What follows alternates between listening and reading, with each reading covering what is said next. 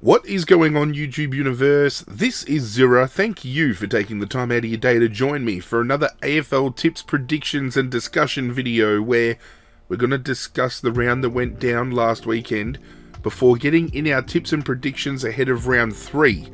But before we get started, there are links in the description for you to go check out if you haven't done so already to get both on board with the footy tipping competition that I'm currently running, as well as the Supercoach competition that I'm currently running as well. If you want to get on board with either of those, as I just said, links are provided down in the description of this video. They'll take you to the platforms you need to go to. Free to join, get on board, let's have some fun. Now, time to reflect on round 2, which was yet again an incredibly poor tipping round for myself. Round 1 I tipped 4 out of 9. Round 2 I tipped 4 out of 9. And some of you could probably argue that the first couple of rounds have been really off in the way of tipping, because there have been some teams that have performed that we haven't predicted, as well as they would. Some teams have fallen short of the mark in comparison to where we thought they probably would be. And round 2 was a reflection of that again. And I've got to make up some ground. I really do. I hate being on the back foot so early. We're only 2 rounds in and I'm already something like 4 tips behind the lead. It's going to be a long fucking season. I apologise as well if my throat is a little bit messed up. I went to Knotfest last Friday and I'm still in recovery mode. So round 2 kicked off on Thursday night with Carlton taking on Geelong. I tipped Geelong by 26 points, and if you go back and watch the tipping video I made last week, I actually almost talked myself into tipping Carlton because I kept saying that, without Tom Stewart in the back line for Geelong, you're going to have either Mackay or Curnow get off the chain, and that happened. And the more I started talking about both of their lineups, I kept bringing up the fact that Carlton just looked stronger in all facets, and I should have really just changed my tip based on that, because Carlton came out and did a number on the reigning premiers, and we've seen now in back-to-back weeks that Geelong have been exposed by speed, and Geelong are a team that love to hold possession of the ball and really make sure that they have momentum on their side. But we've had both Collingwood and Carlton in back-to-back weeks show that if you're willing to take on the centre of the ground, if you're willing to move the ball on quickly, Geelong's structure fumbles and crumbles everywhere. And I don't know whether that is more so to do with missing the 5-time All-Australian in Tom Stewart in your defensive line, or whether it's just the speed in general, but Carlton looked pretty good against Geelong last Thursday night. And as the reigning premiers coming into this season, you definitely don't want to start the season following your premiership win 0-2 like Geelong have. Friday night, Brisbane took on Melbourne in a game that saw the lights shut off. Very metaphoric, considering that Port Power shut Brisbane down the week before and then the power shuts down the following week. I thought it was ironic. I found the humour in it, but Brisbane were 40-odd points up, 12 minutes to go. The lights shut off at the Gabba. There was a period of time where they had to wait for the lights to come back on, and then they replayed the game from that 12-minute mark, and Melbourne almost made up that complete 40-point difference. Brisbane just held on by 11 points to get the win. However, the lights going out at the Gabba wasn't the worst story to come out of that game. We had Premiership captain, ruckman, All-Australian ruckman, Max Gawn go down very early in the game with a suspected ACL injury. The club's hopeful he'll be back within 4 to 6 weeks, which I think he dodged a huge bullet there, because it could have very well been bad enough to see him miss the entire season. But that now poses the question, with Gawn out of the team and Grundy running solo, are they going to be as damaging as what they were with the pair of them? It's now up in the air. Next we had Collingwood versus Port Adelaide, which I earmarked as probably the game of the round, heading into round 2. It very much wasn't the case, because Port Adelaide, that played in round 1, decided they weren't going to rock up for round 2, and Collingwood demoralised them. They ran rampant. There was something like almost 60 disposals between just the Dacos boys themselves. It was, I'm just lost for words, I really am. Just, the brand Collingwood have played the opening 2 rounds this year have really set the standard for the entire competition. You know, we had Port Adelaide come out and play very emphatic football round 1, but then drop off. We had Brisbane play very lackluster football round 1, come in round 2 and play a better brand. But Collingwood have been, probably in my eyes, the most impressive in the way of ball use and quick rebound and bringing, you know, their teammates into the game. It's really well-rounded from Collingwood this year, and I might be going the early crow, but there's a lot of people already talking about it. They might have already shifted into premiership favourites with only 2 games into the season. And that sets up a huge clash this coming Friday night, but we'll get to that a little bit later in the video. Richmond hit the road and went down to Adelaide, and Adelaide have had the jump on us the last couple of years when it comes to us playing them down there, but Richmond finally got the game on their terms, and we walked away with a win. But it wasn't without concern. We had the third quarter period where they piled on something like 8 or 9 goals, and I was incredibly worried. The first half of football, I thought it was going to be just an avalanche from there. I thought Richmond were going to win by 100 points. It was looking very ominous, and I thought to myself, if this is the brand of football Richmond are now going to start playing, when we come up against teams like Collingwood and Geelong and Brisbane and Melbourne, we might be actually, you know, able to be put on some blockbuster games. You know, being able to see, you know, Richmond back at their best again, taking on the best and just seeing some really good football played. That third quarter period kind of then sent me back to earth a little bit and reminded me that we've still got a lot of ground to make up in very, you know, varying facets of our game. But then in the third quarter, we managed to get it back under control, and we still skipped away with a 30-plus point win. And I'm very happy with that. But, in these back-to-back games, Collingwood and Richmond, we have seen 2 players tackled. So round 1 was the story of hip and shoulders that sent people to the tribunal and had them suspended. Round 2 was tackling. And Ryan Burton from Port Adelaide laid a dangerous tackle on Jamie Elliott, and he has copped a 2-week suspension. Nathan Broad tackled Parnell, I think it was, from Adelaide, with a sling motion at the end of the tackle. He has been sent directly to the tribunal, which means he's going to get at least a minimum of 3 weeks. There's a lot of people saying give him 4 to 6. And this, again, and I would still be making this point, I want to make this very clear, I would be making this point still if this wasn't a Richmond player that was, you know, being put on trial. I would do it for any player under any other circumstance, because we saw a week in round 1 where Lance Franklin deliberately hip and shoulders a bloke in the head and only gets 1 week. Cozzy Pickett launches himself like a torpedo into Bailey Smith, he gets 2. Shane McAdam knocks out Jacob Weir, he gets 3. Now we've got a dangerous tackle laid on a player from Ryan Burton, he gets 2. Nathan Broad gets sent directly to the tribunal purely on the basis of the fact that Parnell was concussed and subbed out of the game.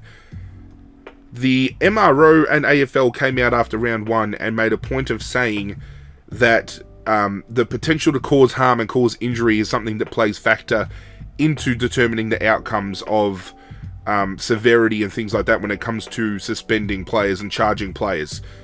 If that is the case, we need to start setting a baseline, and I said this last week, I'm going to say it again. Everybody needs to be on a level playing field, and instead of, you know, having the roulette wheel spun to determine how many weeks a player is going to get, it needs to be a set margin. You need to have something like, okay, we're going to give this player 2 weeks or 3 weeks, you know, and then if the player is concussed because of that action, we then put weeks on top of that baseline. We don't automatically just say, you know, that tackle and that tackle, we're just going to give them 2 weeks and 3 weeks. Or a deliberate hip and shoulder to a head, which has just as much potential to cause injury as a front-on hip and shoulder, I'd argue, if not more. Then, you know, we have to be in a situation with the MRO and in the AFL where It's just common sense that everybody just starts off on a level field when it comes to getting that suspension. If they want to protect the head, just come out and say, if you hip and shoulder or you tackle and a player hits their head, you're going to cop 3 weeks. And then if you injure the player in that process, you're liable and at risk of then getting weeks added on top. Just my opinion. I would love to know what your opinions are in the comment section down below as well. We opened up discussion with the last video I did, and a lot of you came through with varying, discussion points and opinions, and I really love that. So let's get it going again today. The Bulldogs went down to St Kilda in a game where I initially laughed at the fact that 70% of people actually tipped St Kilda to win, and egg on my fucking face, because yet again, Ross the boss and his defensive structure comes out strong, and I'm really happy to see that these coaches that have come in to coach the teams this year that they've been appointed to do, so Ross Lyon obviously with St Kilda, Alistair Clarkson coming in for North Melbourne, Kingsley coming in for GWS, even though GWS lost this week. They've all brought something different to their respective clubs that have given them somewhat of an edge that we haven't seen before. We've seen St Kilda struggle defensively in recent years, where now Ross has come in and just created this defensive pressure, and just as a unit they just meld together so well, and it is great to see, but isn't great to see when I tip against them. Fremantle went down to North Melbourne by 1 point on the weekend, and the contentious decision, was that a free kick or not at the end of the game? Again, discussion point. Let me know in the comment section down below if you've seen what happened in that game. If you've got opinions about it, let's talk about it, because my personal opinion, and I've been saying it all over social media all weekend, is the following. There was a free kick for deliberate out of bounds that was missed by the umpire only moments before, with Andrew Brayshaw clearing the ball out of the centre. There was no one in the area. Should have been deliberate. It wasn't. So there's a lot of people saying that it was just an equaliser in that sense. But the ball is kicked out of the defensive 50 straight towards the boundary line, to the point where the players from North Melbourne are already celebrating the win, because they know that ball, clearing that ball out, has won them the game. To the letter of the AFL rulebook, the game or a quarter of football doesn't conclude until the umpire holds their hands up upright and has blown the whistle to signify that they have heard the siren. There has been footage that has been released since that only has umpires' mics audible in that video. You can hear the umpire yelling, pay it, as the ball goes to the boundary line. The siren then goes, and the umpire yells out, siren's gone. And then we've got a period of almost 5 to 10 seconds where there is nothing done, and then the whistle is blown.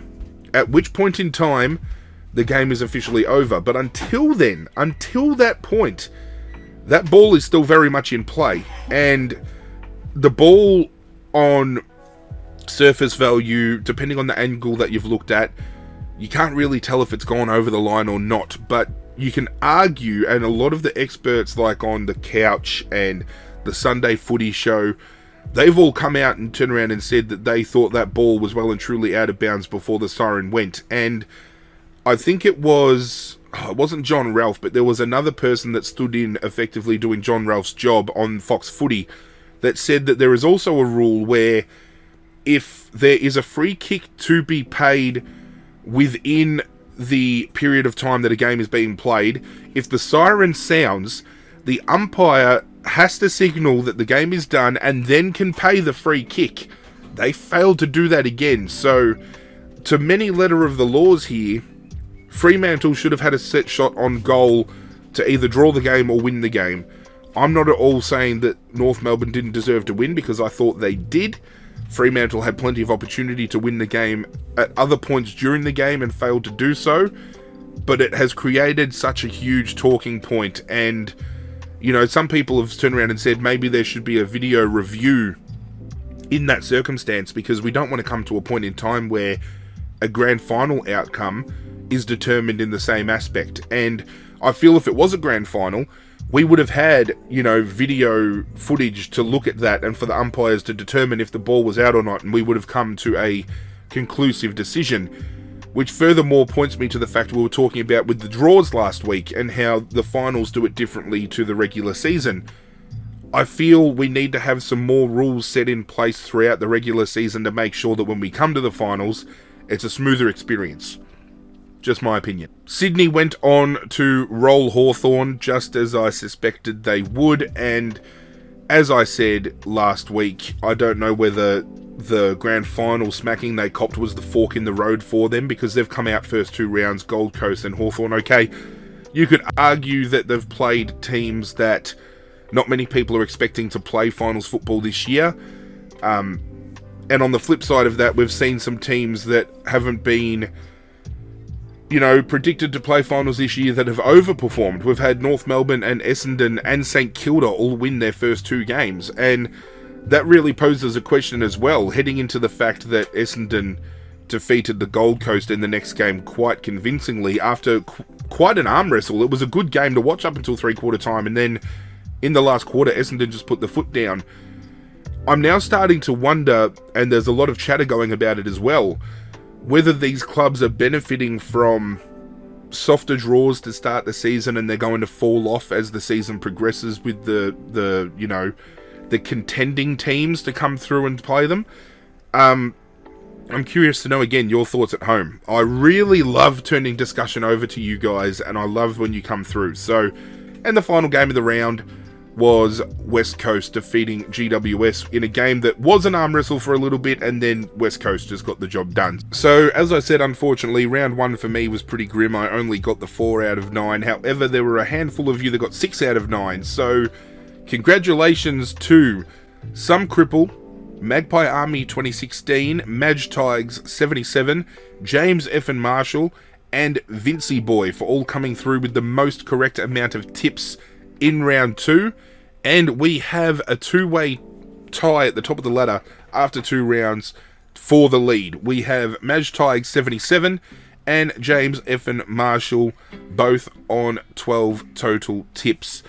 And then we scroll all the way down and you see your boy Zirra, TGK's down there on 8. Okay, let's stop dwelling on it, alright? It's not that funny. Seriously, let's just forget about it. And after 2 rounds of football in the books, this is how the AFL ladder is shaping up. We have Sydney Swans on top of the ladder with St Kilda, Essendon and Collingwood rounding out the top 4, with North Melbourne, Richmond, Carlton and Melbourne rounding out the top 8. We then have West Coast, GWS, Port Adelaide and Brisbane rounding out 9th to 12th, and they're now all the teams that have managed to win a game so far this year. And following that, we have Fremantle and Geelong in 13th and 14th, with Adelaide, Gold Coast, Western Bulldogs and Hawthorn rounding out the bottom 4. Now, round 3 tips. I feel this week is a really easy round to tip on the surface. There is room for upsets, but I'm very confident I feel this week that I can get hopefully 7 to 8 out of 9, and I need to get that amount, otherwise I'm in big trouble. Round 3 kicks off on Thursday night at Marvel Stadium with the Western Bulldogs taking on Brisbane. Now, we know Brisbane didn't travel well to Adelaide a couple of weeks ago. However, we also know that Western Bulldogs haven't been playing that flashy of a brand of football for the opening 2 games. I am tipping Brisbane to come down to Melbourne and do a bit of damage here. We're going to go Brisbane in the way of 25 points. This also brings up a discussion point on re-signing coaches to longer contracts in the pre-season before we see how they perform that following year. We had Luke Beveridge re-sign with the Bulldogs on the off-season, and so far has come out and has given us 0 and 2 from the Dogs. And since we saw them belted in that grand final, we haven't really seen the glimpses of, Bulldogs' brilliance when they won that grand final against Sydney all those years ago. I'm a little bit worried for Luke Beveridge. I think he's very lucky that he signed that extension, because he could have very well been on the way out at the end of this season. Friday night, Collingwood Richmond. My heart says, Zirra, you got to back your boys, but my head says, Zirra, you don't be a fuckhead. You got to tip Collingwood. And this is on the back of Nathan Broad is obviously going to be missing through suspension, whether it's 3-4 weeks, whatever the case may be. Jaden Short has been ruled out due to an injury. Jacob Hopper did injure his ankle and did finish the game out on the weekend against Adelaide, but he is still 50-50 to play. And Dustin Martin has hamstring tightness, which could see him miss as well. Jacob Hopper has been very integral in turning Richmond's contested ball game around. Take him out of the equation, and I feel that's going to leave a hole that yet again Richmond always had, and Hopper has come in to fill that hole, and I don't see anybody else being able to come in and fill that hole again. I've been having conversation with people in the comments about the role that Taranto and Hopper have been playing in Richmond's side, and some people believe they're a little bit too slow. I feel Taranto had a brilliant start in round 1, Hopper had a brilliant run in round 2. I just hate to see players go down so early in a season. This is normally where Dion Prestia would go down, and I'm thankful we've got him still in the mix. But Jaden Short, very underrated. Nathan Broad, incredibly underrated. Jacob Hopper has helped us win the contested ball 2 weeks in a row. I feel he's going to be sorely missed. And Dustin Martin, I know he's a shadow of his former self. When he got subbed out of the game last weekend, I was okay with that because he didn't really have too much impact on the game, but I feel he lives for games like this. Collingwood Richmond, he would thrive on that crowd. I just hope Hopper and Martin do get up to play, but I think Collingwood just, they're going to be so hard to stop. If we can quell Nick Dacos, we might have a chance. And, classically over the last couple of years, apart from that prelim final where Collingwood got the better of us, Richmond have had the better rub against Collingwood since then. So Collingwood are going to have a chip on their shoulder about that, and I'm just really keen for this game. I'm just hoping injury doesn't prevent Richmond from delivering their best. Saturday at Tasmania, we have Hawthorn taking on North Melbourne. I'm going North Melbourne. If you had told me North Melbourne could have potentially started the year heading into round 4's game against Carlton 3-0, I would have told you, there's the door, whichever way you're looking at a door, get the fuck out of here. They're playing some really good footy. Alistair Clarkson really has them running well, and on the flip side of things, Sam Mitchell's boys aren't doing all too good, and there's some alarm bells going early at Hawthorn. Giant Stadium, GWS taking on Carlton. I think Carlton win this one. After seeing the press that they laid on Geelong, I feel if they lay that on GWS are just going to fall and they're not going to be able to come back from it. And I don't see GWS having an answer for players like Curnow and Mackay. They might be able to shut one of them down, but I don't think they shut both of them down. And when we've still got players from GWS missing through injury, I think they'll get Josh Kelly back this week. I think they sorely missed him this week against West Coast. But I don't know. I just think Carlton win this one quite convincingly as well. I'm thinking maybe 4 or 5 goals. Saturday night, MCG, St Kilda, Essendon. One of these teams are going to get their first loss for the year. I'm going to back in St Kilda for the win. Although I've been impressed with how Essendon have gone about things, I think I've been vastly more impressed with St Kilda with the fact that they've had their backs up against it, and not many people have expected them to win their first 2 games. No Max King, no Tim Membry. They had Seb Ross out for the first round. They're now without Jack Steele for a few rounds, so that could maybe swing things in Essendon's favour. Essendon are now maybe going to be without Zirk Thatcher for a little bit.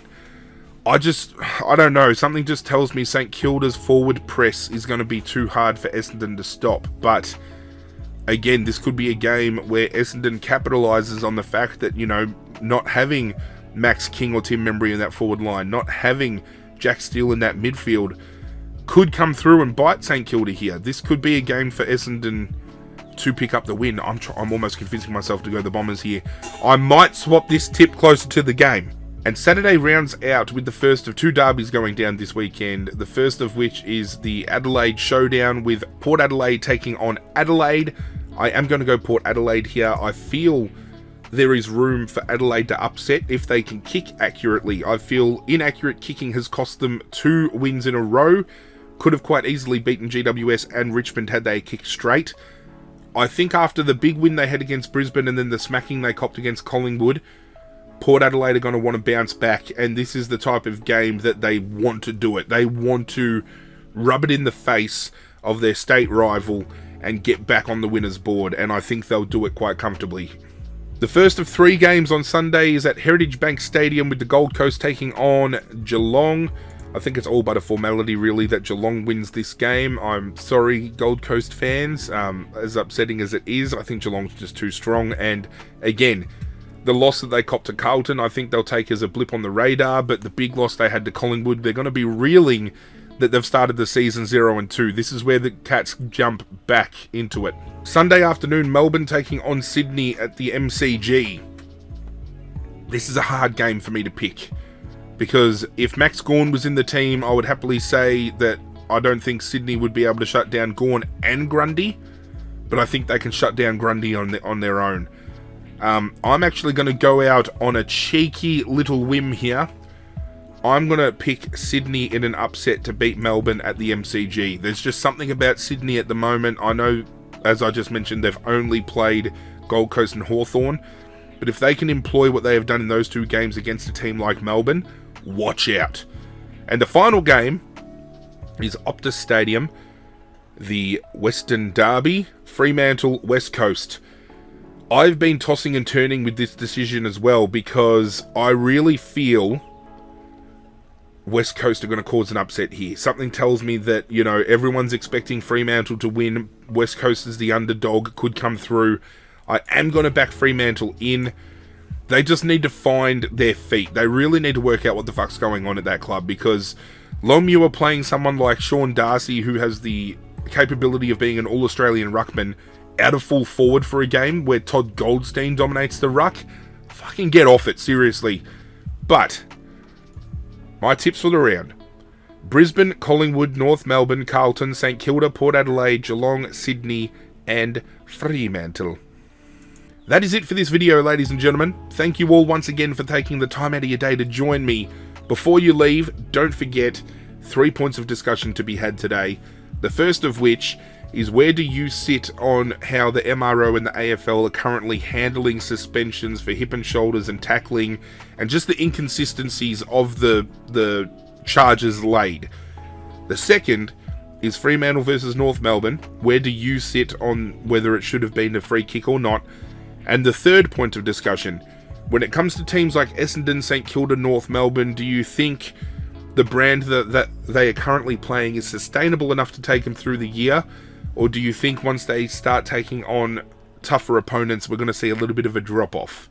Comments down below, sound off. And don't forget as well, while you're down in the comments, if you just scroll up a little bit to the description of the video, once again, you'll find those footy tipping and Supercoach League links. Click on them, jump on board, join. Free to join. It's free.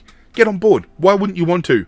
But that's it from me, guys. I'm out of here. Good luck to your teams this weekend. And as always, I will catch you guys next time.